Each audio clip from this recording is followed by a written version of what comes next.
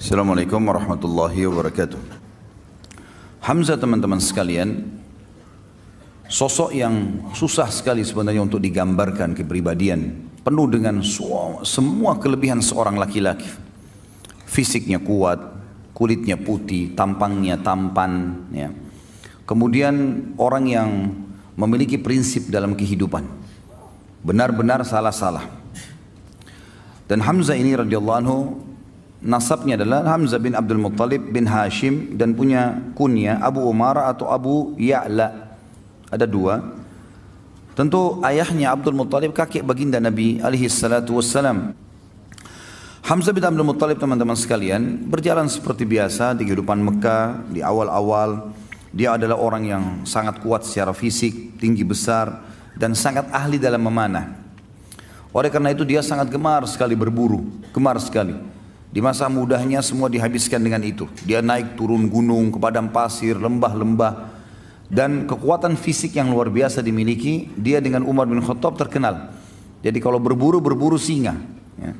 Dan bukan berburu rusa atau kelinci seperti antum ya. Ini berburu singa.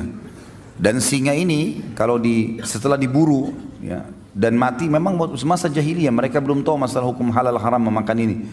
Maka Hamzah radhiyallahu anhu memikul singa itu di pundak sebelah kirinya dengan satu tangan dan satu tangan yang satu memegang busur panah.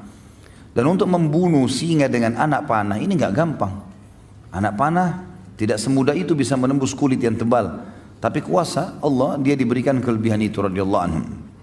Ada satu kejadian dengan hikmah Allah terjadilah masuk Islamnya tokoh kita ini dengan tiba-tiba begitu saja. Kisahnya adalah pernah satu waktu Nabi SAW waktu di Mekah selalu dicaci maki.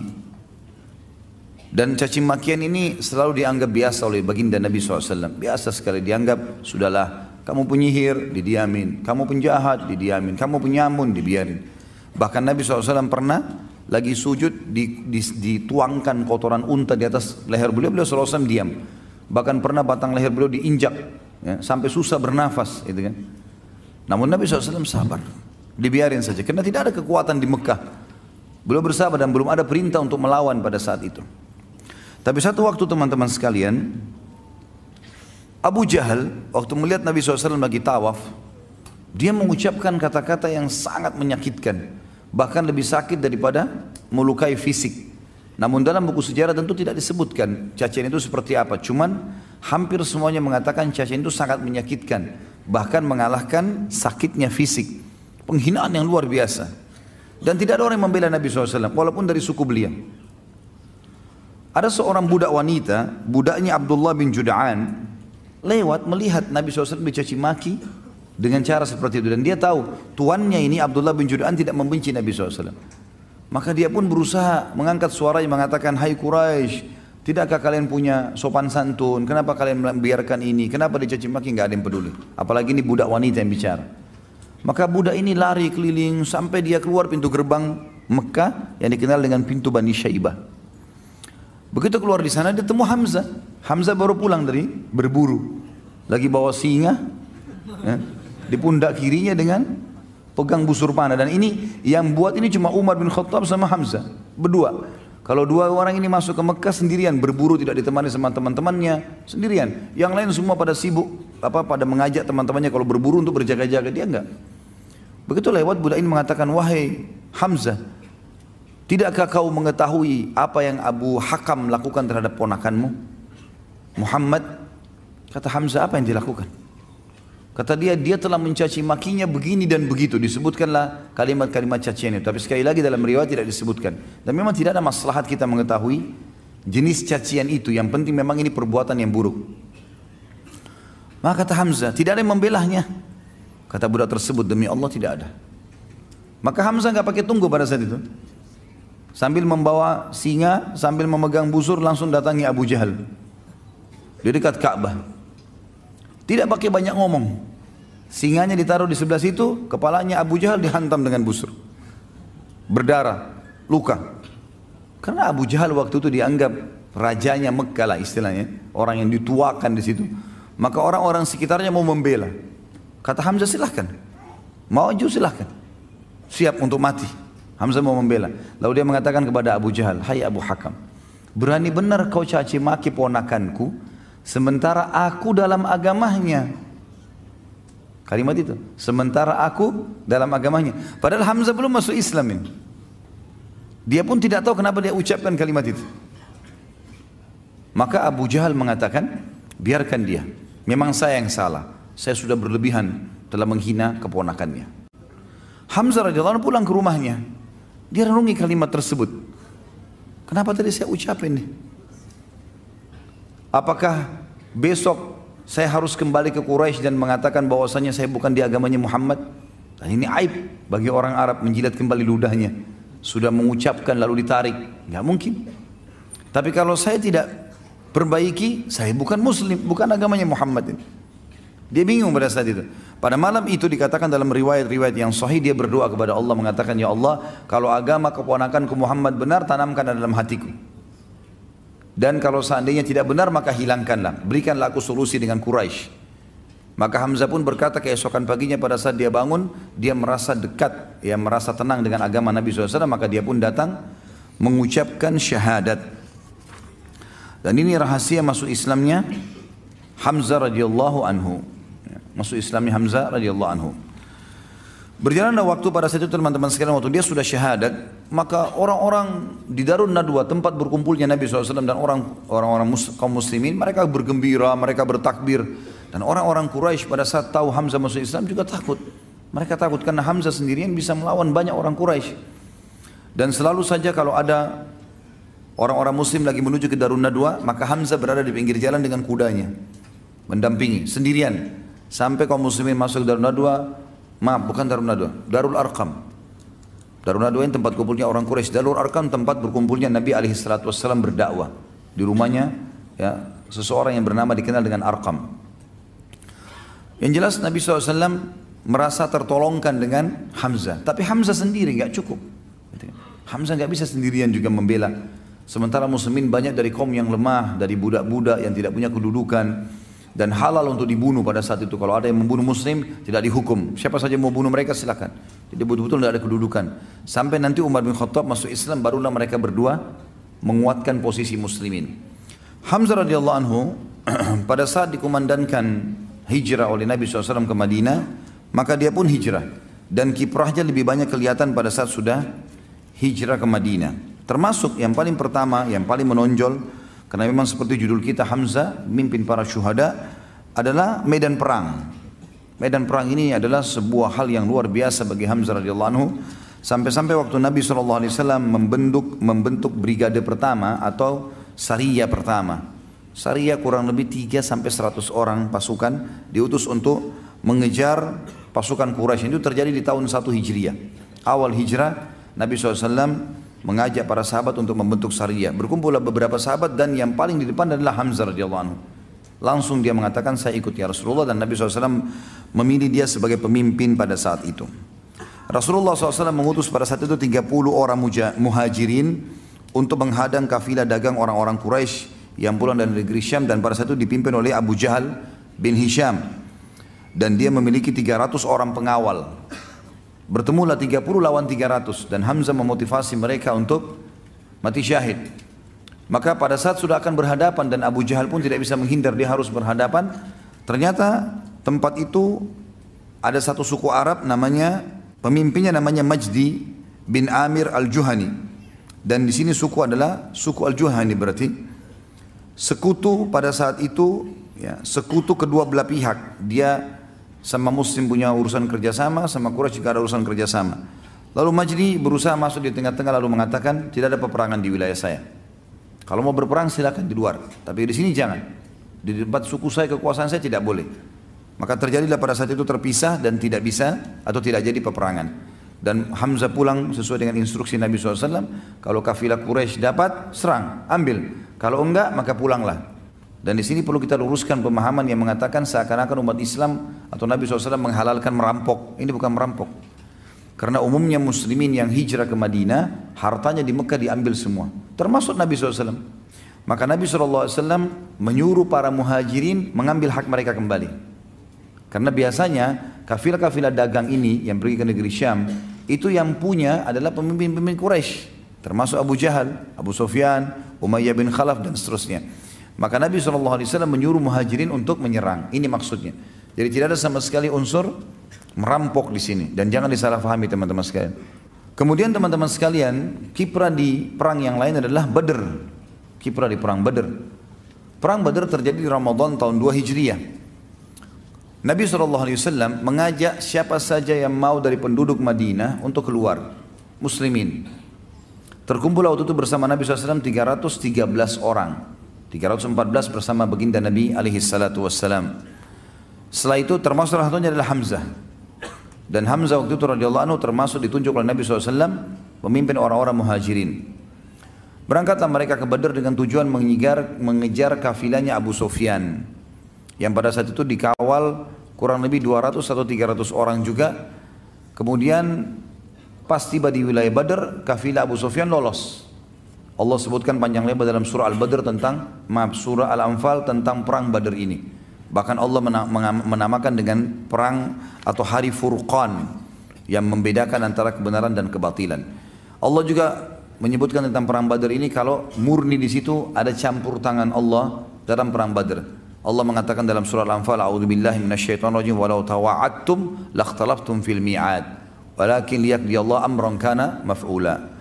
Kalau kalian saling janjian antara pasukan muslim sama pasukan Quraisy, maka kalian tidak akan mungkin bertemu. Karena dua-duanya belum pernah berperang. Maka agak sulit jiwa pada saat itu untuk berperang. Allah SWT ingin menjadikan perang Badar pemicu supaya muslimin berani untuk mempertahankan kebenaran setelah itu. Yang jelas saudaraku seiman, keluarlah 314 orang ini tiba di wilayah Badar. Ternyata kafilah Abu Sufyan berhasil lewat lembah, gunung, lereng dan berhasil lolos. Tapi sebelumnya Abu Sufyan mengirim surat ke Mekah, kemudian meminta agar Abu Jahal dan grupnya ini semuanya untuk datang, dan terbentuklah 1000 pasukan perang. Beda antara pasukan perang dengan baju besinya, dengan topi besinya, dengan perlengkapan anak-anak panah yang banyak, pedang beberapa beberapa pedang yang dipersiapkan kalau patah, kalau jatuh, itu semua persiapan perang. Kalau persiapan menyerang kafilah beda.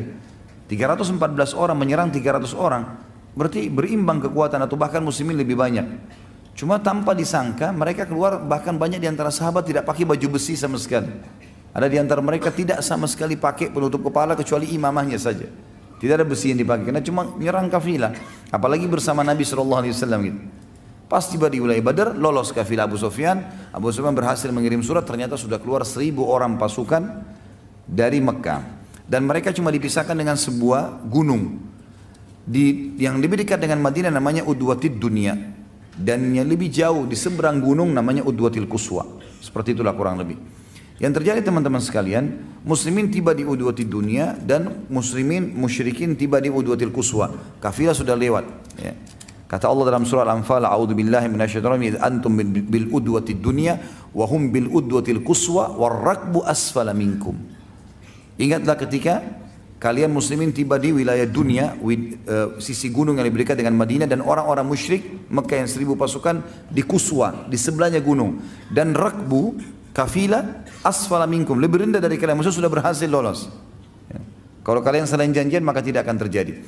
Maka ringkas cerita teman-teman sekalian, Allah Subhanahu wa taala menyampaikan kepada Nabi Muhammad SAW kalau ada pasukan sudah tiba, gitu kan. Lalu Nabi SAW bermusyawarah dengan para sahabat, bagaimana saran kalian?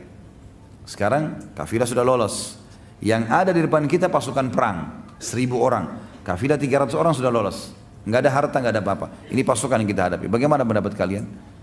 Abu Bakar berdiri mengatakan, "Ya Rasulullah, pergi kemana saja yang anda mau." Umar juga mengatakan, "Ya Rasulullah." Mikdad mengatakan, "Ya Rasulullah." Hamzah pun mengatakan, "Ya Rasulullah, jalan." Kami setuju semua. Sampai Nabi SAW mengatakan, "Berikan pendapat." Lalu orang-orang Ansar mengatakan, "Ya Rasulullah," karena ini baru pertama kali orang-orang Ansar ikut bersama Nabi SAW. Biasanya kalau menyerang kafilah selalu orang-orang Quraisy, orang muhajirin saja. Tapi kali itu orang Ansar diberikan kesempatan. Maka berdirilah Sa'ad radhiyallahu anhu mengatakan, "Ya Rasulullah, seakan-akan anda menginginkan kami orang Ansar." Kata Nabi SAW, "Iya, tentu saja." Lalu kata Sa'ad, "Ya Rasulullah, perintahkan apa saja. Anda mau kemana saja perintahkan, kami akan ikut. Kami bukan berarti mau membela anda di Madinah saja, di mana saja kami akan bela anda. Kalau seandainya anda pun turun ke lautan, anda perintahkan kami akan ikut." Maka Nabi SAW pun senang pada saat itu, persiapan perang sudah akan terjadi. Berkecamuklah pada saat itu Nabi SAW bertakbir mengatur strategi perangnya adalah mengatur strategi yang berbeda. Kata Nabi SAW, jangan mulai penyerangan. Semuanya duduk di bawah. Duduk di bawah, mereka sampai pegang perisai. Di bagian depan orang-orang yang pegang tombak dan pedang. Di bagian belakang para pemanah. Dibagilah oleh Nabi SAW. Orang-orang Quraisy bingung, belum pernah berperang dengan orang di medan perang duduk. Biasanya orang berhadapan, dihantam, pukul, kemudian mereka mundur, seperti itulah. Tapi akhirnya mereka mau berperang gitu kan. Sebelum berperang ternyata ada 3 orang, ada 1 orang dulu dari Quraisy. Orang ini teman-teman sekalian, orang yang pertama mati dan pertama dinilai sebagai penghuni neraka. Ya. Jadi jangan contoh ya orang itu ya. Namanya Al-Aswad bin Abdul Asad Al-Makhzumi. Al-Aswad bin Abdul Asad Al-Makhzumi. Waktu pasukan sudah mau bergerak, tiba-tiba dia maju ke depan. Dia henuskan pedangnya sambil menantang muslimin. Dan dia bersumpah atas nama Lat dan Uzza, atas patung-patungnya, saya akan minum dari sumur orang-orang itu. Maksudnya kaum muslimin. Karena di belakang pasukan muslim ada sumur. Mereka nggak ada sumur gitu. Dengan sombongnya gitu kan. Siapa yang akan menantang saya? Tanpa banyak bicara. Hamzah keluar. Radhiyallahu anhu. Hamzah tahu siapa orang ini di Mekah, walaupun dia ini Al-Aswad terkenal orang yang mahir menggunakan pedang, gitu kan. Hamzah terkenal menggunakan panah, gitu. Hamzah tidak terlalu mahir dalam masalah pedang, tapi panah iya, gitu. Umumnya gitu. Tapi dia bisa. Maka Hamzah pada saat itu menunjukkan kemahirannya dalam pedang, biasanya dengan panah, gitu. Maka Hamzah pun maju dan dalam hitungan beberapa waktu saja sudah dikalahkan Al-Aswad ini.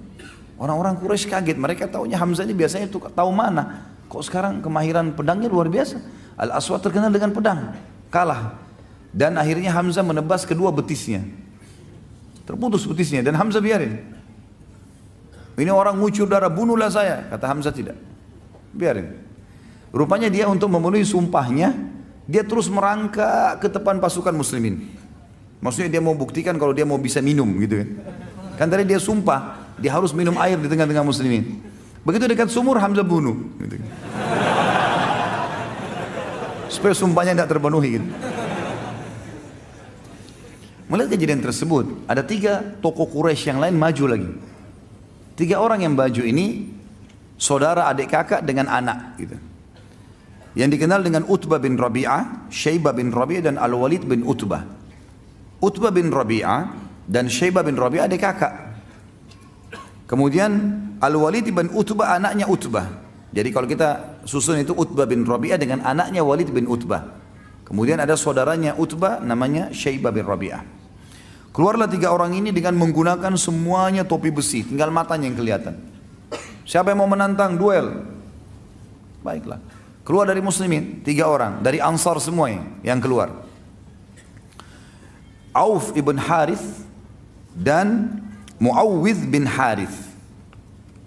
Ini Auf dan Muawwidh, kalau antum pernah dengar yang saya juga sampaikan di masalah perang Uhud, mereka lah berdua yang menebaskan pedangnya ke Abu Jahal, ya, yang umurnya masih 15 sama 16 tahun. 2 orang yang sangat pemberani luar biasa.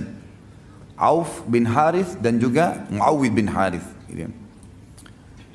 Ada yang mengatakan namanya Mu'ad dan Muawwidh, tapi yang jelas namanya sama saja. Ini intinya 2 orang. Dan yang ketiga adalah Abdullah bin Rawahah.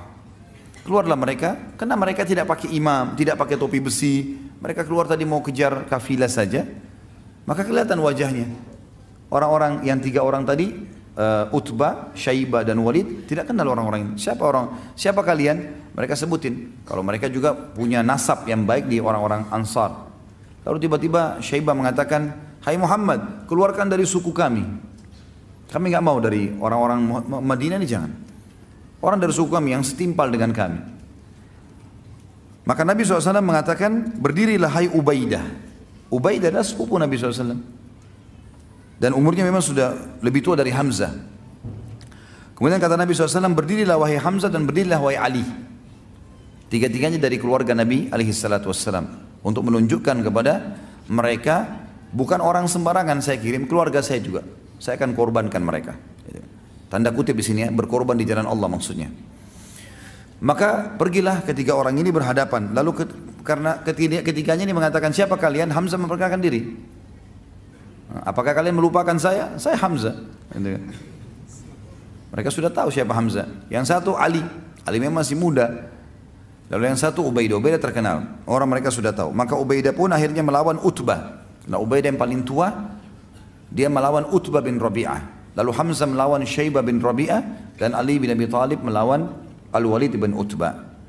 Dalam sekejap saja, baru beberapa kali serangan dari Utbah ini atau dari Syaibah ini dihindari oleh Hamzah dan Hamzah berhasil membunuhnya. Ali bin Abi Thalib pun dalam sekejap setelah Hamzah langsung membunuh Al-Walid. Tinggal Ubaidah bersama dengan Utbah, gitu kan? Tinggal dua orang ini. Maka yang terjadi adalah dua-duanya saling menghantamkan pedang dan akhirnya dua-duanya luka. Pada saat luka dan terjatuh, maka Hamzah dan Ali menyelamatkan Ubaidah, dibawa ke pasukan muslimin, lalu kemudian keduanya kembali untuk membunuh Utbah. Dan terbunuhlah 3 orang tokoh Quraisy pada saat itu.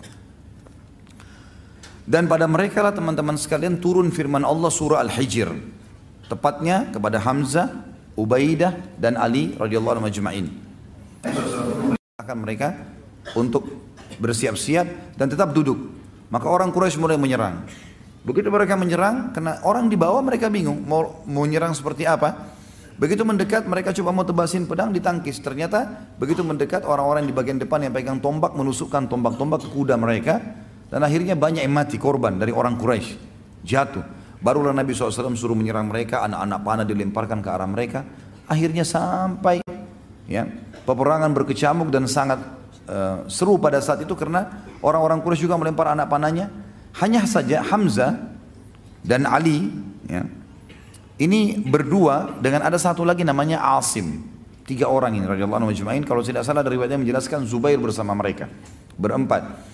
Mereka ini sepakat untuk menyerang pemegang benderanya Quraisy. Dan pada zaman dulu sudah pernah saya jelaskan ini, kalau bendera itu simbol kemenangan. Kapan masih ada benderanya walaupun tinggal 1 orang prajurit tetap menang. Walaupun jumlahnya ribuan tapi bendera nggak ada jatuh berarti kalah. Seperti itulah. Maka 4 orang ini sepakat, kita nggak usah ya melawan umumnya orang-orang, cari mana pemegang bendera dari jauh kelihatan, serang ke sana. Maka sepakatlah 4 orang ini untuk masuk dan berhasil. Yang memegang kebetulan bendera ini adalah suku Abdiddar. Suku Abdiddar ini teman-teman sekalian adalah Abdiddar sama Abdul Manaf, saudara kandung dalam jalur nasabnya Nabi SAW. Abdul Manaf dan Abdiddar sekandung. Dari Abdul Manaf turun dan Nabi SAW, Hamzah dan semuanya ini. Dari Abdiddar turun yang lainnya gitu ya. Tapi yang jelas dua ini dulu ini bersaudara dan satu jalur. Yang memegang bendera yang dalam keadaan kafir suku Abdiddar, artinya masih keluarganya Hamzah. Keluarganya Ali radhiyallahu anhu ajma'in. Tapi Hamzah di sini luar biasa, tidak mempedulikan lagi di kancah peperangan masalah kebenaran walaupun keluarga. Sudah beda di sini. Beda kalau di ajang dakwah itu lain. Di kehidupan kita seperti sekarang lagi tenang itu tidak ada masalah. Kita tidak boleh berperang. Tapi di kancah peperangan sudah beda kasusnya. Sudah nggak ada lagi perbedaan di sini. Yang jelas teman-teman sekalian, Hamzah pun akhirnya menyerang pemegang bendera pertama dan biasanya pemegang bendera ini orangnya sangat kuat. Karena kalau bendera jatuh berarti jadi masalah. Dalam sedikit saja gerakan Hamzah berhasil membunuhnya. Dibantu dikelilingi oleh 3 orang sahabatnya, Ali, Zubair dan juga Asim. Yang satu lagi berdiri, ada 11 anak orang dari turunan Abdiddar ini yang siap untuk ya. Ini kalau tidak salah nama ayahnya Talha, Abu Talha dikenal. Maka dibunuhlah yang pemegang bendera kedua, yang ketiga, yang keempat sampai 11 orang pemegang bendera dibunuh semuanya. Dan dari 11 orang ini 9 orang dibunuh oleh Hamzah. Gitu kan? Hamzah radhiyallahu anhu yang membunuhnya. Padahal Nabi SAW sudah mengatakan tidak akan bersatu antara seorang muslim dan kafir di neraka. Siapa yang berhasil bunuh 1 orang kafir di kancah peperangan, kalau jihad yang benar, maka tidak akan bersatu antara dia sama kafir itu di neraka. Artinya dijamin masuk surga. Hamzah membunuh 9 orang pada saat itu. Ali membunuh 1, Zubair 1, Asim 1. Gitu kan? Yang lainnya 1-1. Hamzah 9. Pada saat 9 orang itu sudah jatuh, gitu kan? 11 orang itu sudah mati terbunuh. Tinggal ada 1 orang budak lagi. Budak dari Abdiddar. Badannya sangat kekar, dia memegang bendera tersebut lalu dia menggoyangkan. Ya, pada saat dia lagi menggoyangkan itu, yang mengejar budak ini adalah Asim. Hamzah dengan Ali dan Zubair sudah melihat, oh sudah selesai, bendera sudah jatuh, nggak mungkin. Mereka pas mau balik ternyata budak ini berdiri. Asim lah yang mendekati. Ada satu perempuan, saudarinya 11 orang yang mati melihat. Ternyata 11 orang saudaranya mati semua di dekat bendera. Dan waktu itu Asim mau membunuh yang budak yang terakhir, yang ke-12 sebenarnya. Orang lain ini, bukan orang yang punya kewajiban pada saat itu. Maka dia pun berteriak mengatakan, hai Quraisy, dia pikir Asim yang bunuh 11 orang ini. Hai Quraisy, siapa yang bisa mendatangkan kepada saya kepalanya Asim, maka saya akan bersihkan otaknya, batok kepalanya, lalu saya isi dengan emas, sejumlah itulah punyanya dia. Lalu saya akan minum khamr di batok kepalanya. Perempuan itu berkata gitu. Akhirnya orang-orang Quraisy banyak yang mendekati bendera mereka pada saat itu. Dan berhasil, pada saat itu orang-orang Quraisy banyak mengejar Asim, dan Asim sempat mundur, ya, artinya mencari lowongan kesempatan untuk menyerang yang lainnya. Sampai akhirnya orang-orang Quraisy terkalahkan pada saat itu karena budak ini berhasil dibunuh lagi oleh Hamzah. Jadi Hamzah memanuver dari belakang pasukan dan membunuh budak ini sehingga bendera jatuh. Dan waktu itu sudah tidak ada lagi berani yang memegang bendera karena bendera ini tertancapkan dan di situ ada 12 orang yang memang ditugaskan Quraisy untuk memegang bendera. Maka kocar-kacirlah pasukan ini, bubar semuanya, gitu kan. Jadi kita bisa katakan teman-teman sekalian, kemenangan di Badar disebabkan oleh siapa? Setelah Allah SWT, Hamzah. Karena Hamzah membunuh 10 orang sekarang. 9 tadi dari memegang bendera, yang satu ini adalah budak yang juga memegang. Dan akhirnya gara-gara itu lemahlah pasukan Quraisy, terkalahkan mereka. Pada saat itu teman-teman sekalian, menanglah muslimin dan dikatakan dengan hari Furqan. Dan Nabi SAW mengatakan, Allah telah memberitahukan kepadaku bahwasanya penghuni Badar yang hadir di Badar boleh berbuat apa saja dan Allah sudah maafkan kesalahan mereka. Dan Hamzah adalah salah satunya. Ternyata pada saat pulang ke Mekah, Abu Sufyan merasa terpukul karena di perang Badar semuanya tokoh-tokoh mereka mati. Abu Jahal, Umayyah bin Khalaf, tadi Utbah bin Rabi'ah, Syaibah bin Rabi'ah, Al-Walid, ini semua tokoh-tokoh Quraisy mati semua. Ya, Quraisy banyak sekali, sekitar 70 atau berapa orang yang mati semuanya. Maka Abu Sufyan bilang, jangan ada yang bersedih. Nanti muslimin merasa tamak dengan kita. Kita harus bentuk pasukan, tahun depan serang. Tahun depannya, tahun 3 Hijriah terjadilah perang Uhud. Ya. Waktu pasukan Quraisy keluar dari Mekah jumlahnya 3.000 orang, Nabi SAW mendapatkan wahyu untuk perang Uhudnya. Nabi SAW musyawarah dengan para sahabat, dihadiri juga oleh Hamzah pada saat itu. Ini orang-orang Quraisy sudah keluar dari Mekah nih. Mereka sudah menuju ke Uhud, dan Uhud itu masih wilayah haram. Wilayah haramnya Madinah, tapi di luar pintu gerbangnya Madinah. Jadi kalau Madinah dulu ada benteng yang besar, Uhud di luarnya, pas keluar pintu gerbang langsung Uhud. Walaupun dia masuk wilayah haram, makanya sekarang masuk wilayah Madinah. Quraisy sudah akan menuju ke situ dan sebentar lagi tiba. Maka Nabi SAW musyawarah dengan para sahabat. Jadi perjalanan Mekah Madinah itu 3 hari. Ini tinggal 1 hari lagi perjalanan Quraisy akan tiba dan Nabi SAW dapat wahyu. Maka yang terjadi, apa jalan keluarnya? Keluar menghadapi atau bertahan di benteng Madinah? Bermusyawarah. Begitu Nabi SAW mengatakan bagaimana pendapat kalian? Yang paling pertama bicara Hamzah. Radhiyallahu anhu, ya Rasulullah, keluar saja, hadapi mereka. Apa yang harus kita takuti? Gitu. Ada beberapa orang di antara sahabat yang setuju dengan pendapat itu. Ada juga yang mengatakan tidak ya Rasulullah, kita bertahan saja di Madinah. Di antaranya yang banyak mau bertahan di Madinah pada saat itu adalah orang-orang munafik. Orang-orang munafik. Ya. Tentu ada di antara sahabat yang normal, artinya bukan munafik, tapi kebanyakan mendapat orang munafik ini. Nabi SAW sempat bilang, saya bermimpi semalam, saya melihat pedang saya bengkok, kemudian ada sapi yang disembelih, kemudian saya masuk ke sebuah benteng yang besar yang saya berlindung padanya. Kata para sahabat, apa takwilnya ya Rasulullah? Kata Nabi SAW, kalau pedang bengkok ini berarti ada kerabat saya yang akan mati. Dan masalah sapi yang disembelih berarti ada sahabat saya yang meninggal dunia. Dan benteng yang kokoh adalah kota Madinah. Kata mereka, kalau begitu ya Rasulullah, bagaimana pendapat anda? Nabi lihat pendapat mayoritas keluar. Maka kata Nabi, baiklah kita keluar saja hadapi musuh, gak usah bertahan di benteng Madinah. Nabi SAW masuk ke dalam rumah beliau, lalu kemudian pakai baju perang, siap semuanya, suruh Aisyah siapin semua perbekalan. Begitu beliau keluar, rupanya para sahabat sempat diskusi, diantaranya Hamzah. Kayaknya kita sudah memaksa Nabi SAW keluar. Nabi sepertinya lebih cenderung untuk tidak keluar, bertahan di Madinah gitu kan. Maka kata Hamzah, coba kita ke rumah Nabi SAW, bicara coba.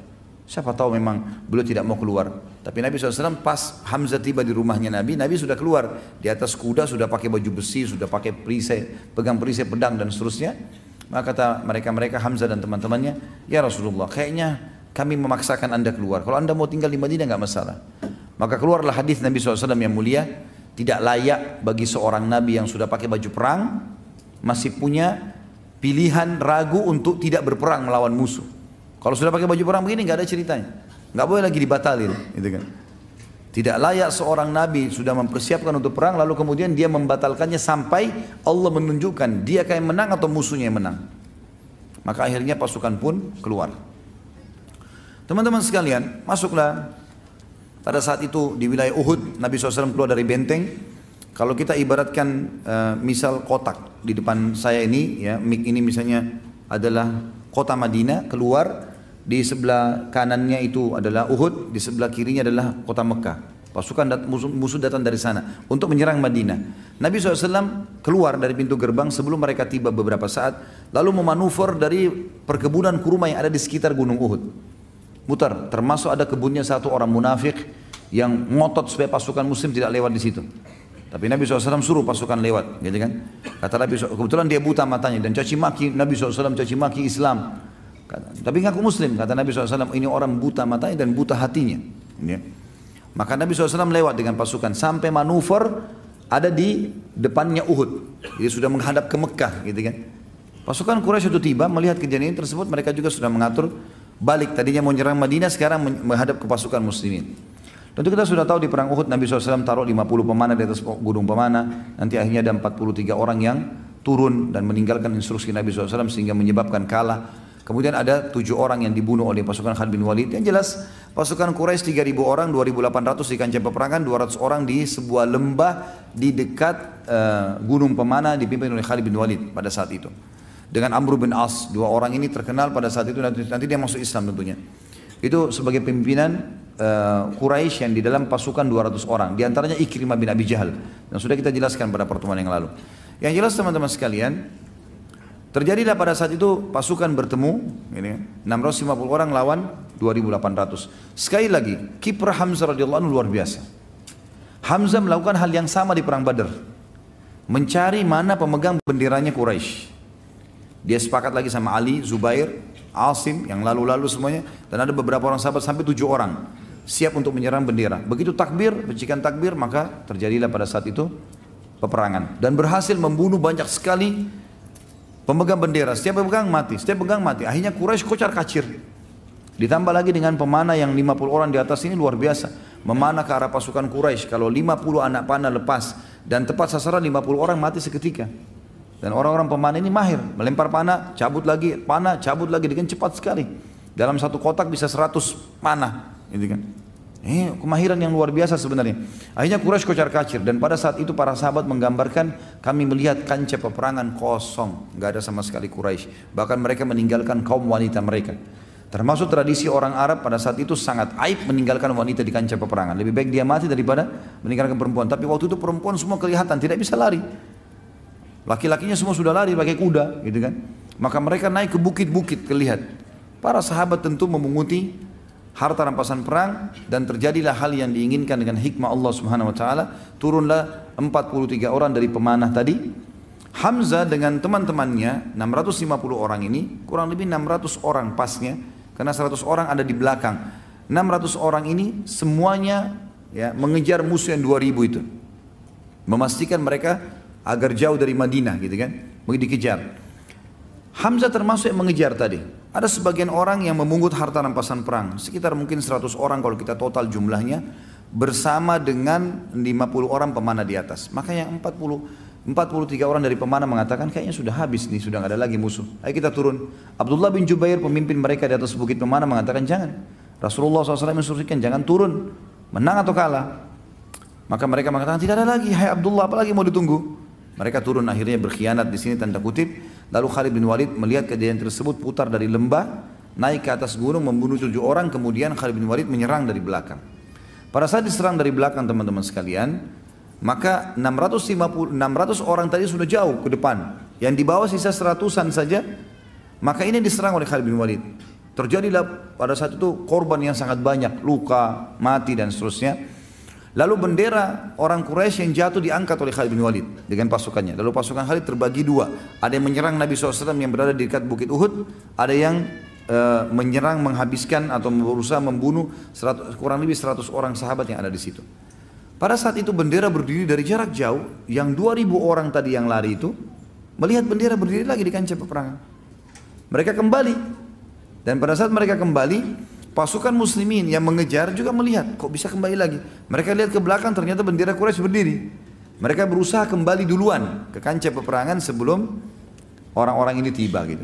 Nah pada saat itu terjadi dua hal yang besar. Terjadi tabrakan antara pasukan muslim yang melarikan diri dari dikejarnya oleh Khalid bin Walid dengan pasukan 600 sahabat yang kembali. Sampai